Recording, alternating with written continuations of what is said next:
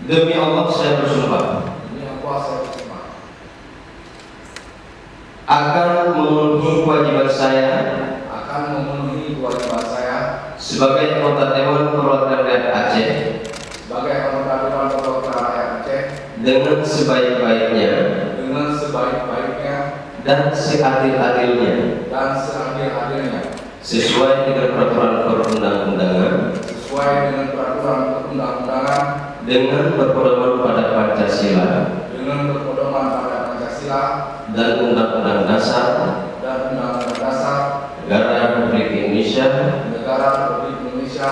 tahun 1945, bahwa saya